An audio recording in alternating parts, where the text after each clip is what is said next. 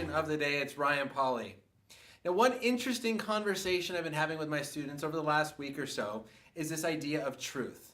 And what's interesting in our culture today is oftentimes when you claim to know truth or religious truth, a moral truth that applies to all people, you're not treated very well. You're treated as the intolerant, hateful person, right? If you want to say that abortion is wrong or even just take a stance on political issues, we are not very tolerant people.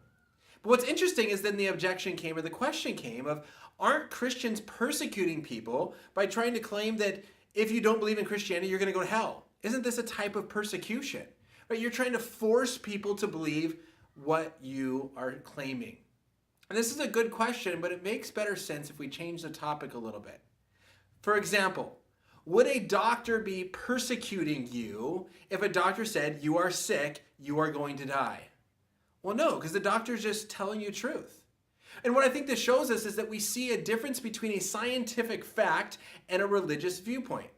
Now, I've done a podcast on this recently on the topic of scientism and secularism with J.P. Moore that you can check out. But this idea simply states is that religious truths are not actually truth. Religious, philosophical ideas, those are just opinions. Science is where we get truth. And so, yeah, if your doctor says you're sick, you're going to die, well, that's just a fact. That's just the way it is. But when religion comes along and says you are sick, sin, and you're going to die and be separated from God if you don't have the cure, Jesus, we go, that's a form of persecution because no one can actually know. And what this is a simple difference in worldviews. It's a difference in worldviews. A Christian worldview says we can know truth. Truth doesn't only come from science. It comes from philosophy and theology in different areas. And truth is what corresponds to reality.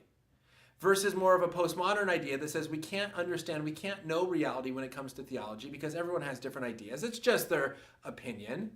And therefore, we can't know anything. So you can't claim to know truth. If you do, it's a form of persecution and forcing people into your side.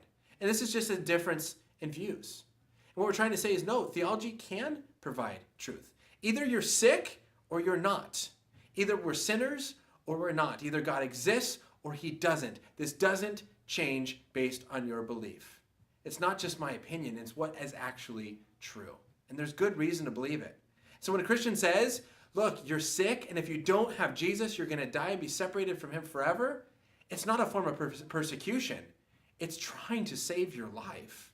Just like when a doctor gives you bad news, but provides a medicine to cure you. He's trying to save your life, not persecute you, not shame you, not make you feel bad for being sick, but trying to save you.